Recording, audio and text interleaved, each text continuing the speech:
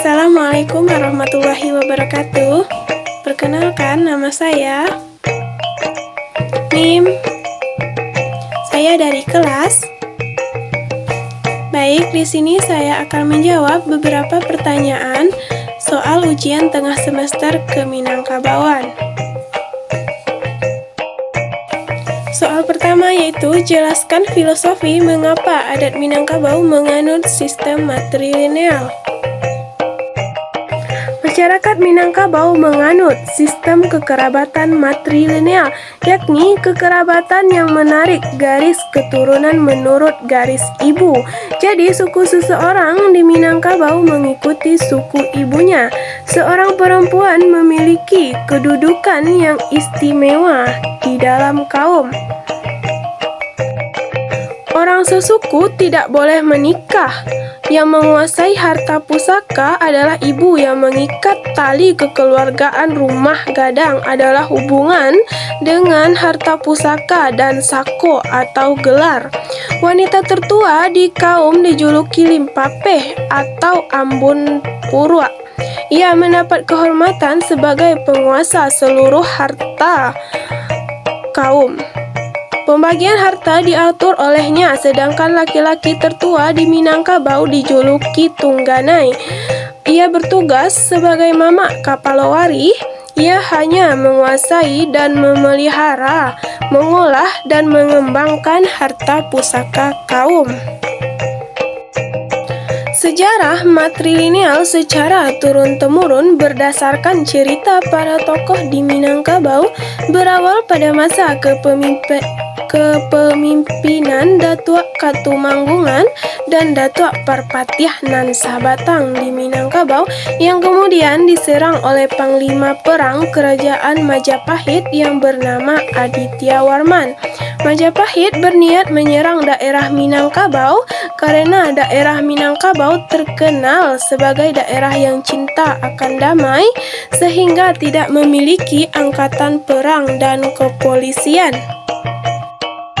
Karena kerajaan Minangkabau sangat tidak menyukai peperangan dan lebih menyukai cara-cara damai, maka Datuk Katumanggungan bersiasat untuk menyambut Panglima Aditya Warman bukan dengan bala tentara atau peperangan, melainkan dengan cara-cara damai dan menyambut dengan keramah tamahan.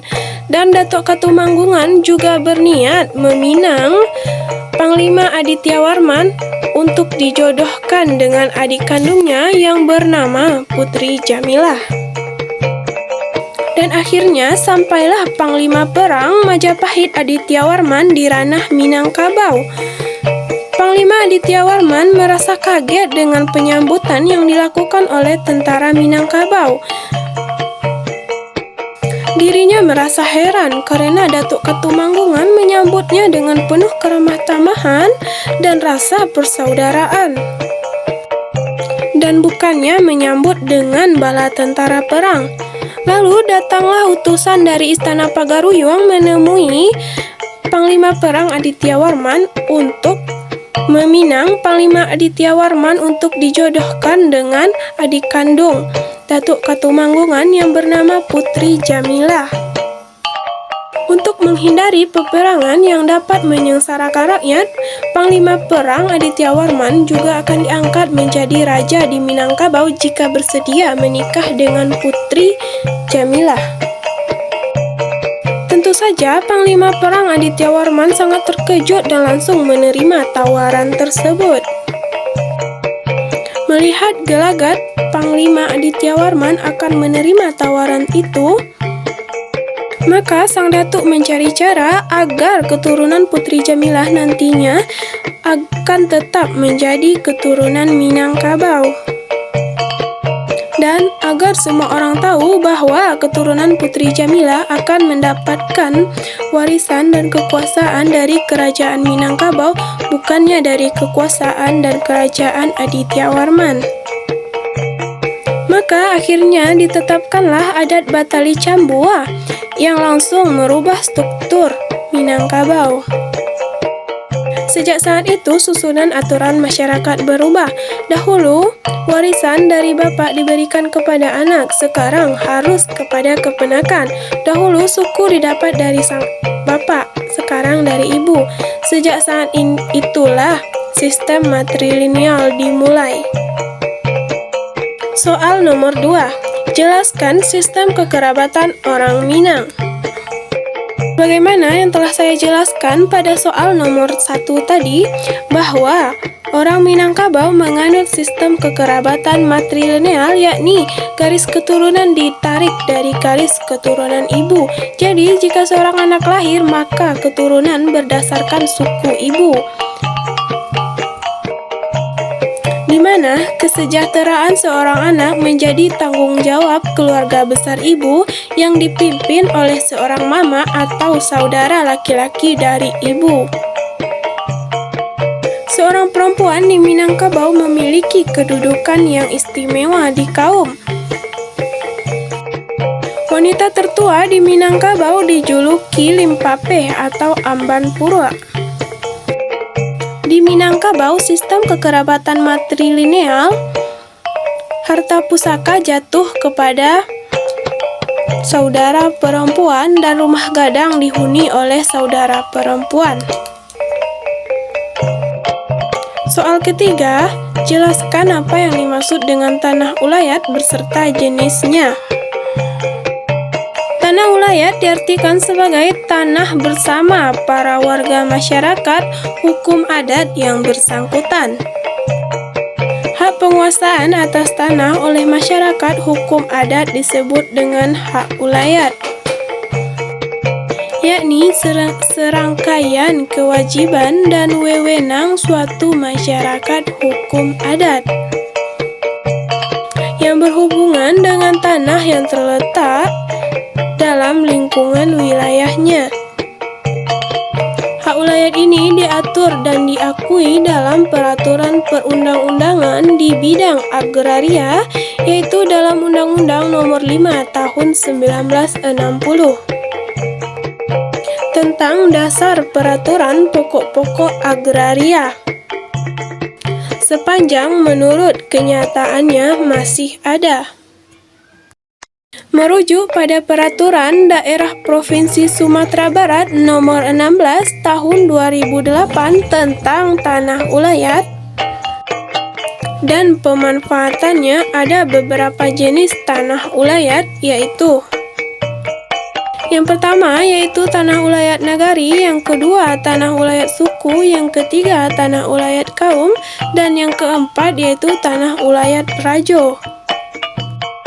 Tanah ulayat nagari adalah tanah ulayat beserta sumber daya alam di atas dan di dalamnya, merupakan penguasaan niniak mama kerapatan nagari atau kan. Tanah ulayat suku adalah hak milik atas sebidang tanah, sumber daya yang berada di atas dan di dalamnya, merupakan hak milik kolektif anggota suku tertentu. Tanah ulayat kaum adalah hak milik atas sebidang tanah beserta sumber daya alam yang berada di atas dan di dalamnya, merupakan milik anggota semua kaum yang terdiri dari jurai atau parui. Tanah ulayat rajo adalah hak milik atas sebidang tanah beserta sumber daya alam yang berada di atas dan di dalamnya, yang penguasaannya dan pengelolaannya diatur oleh laki-laki tertua garis keturunan ibu yang masih hidup. Pengelolaan tanah ulayat dilakukan oleh pemimpin adat atau kepala adat, dan pemanfaatannya diperuntukkan baik bagi warga masyarakat hukum adat yang bersangkutan maupun orang luar. Soal nomor 4. Coba saudara jelaskan berserta contoh makna dan fungsi tanah ulayat bagi orang Minangkabau. Makna Tanah Ulayat bagi orang Minang yaitu sebagai lambang ikatan kaum bertali darah supaya terus terbina hubungan sekaum bertali darah sehingga pusaka ini menjadi harta sumpah setia.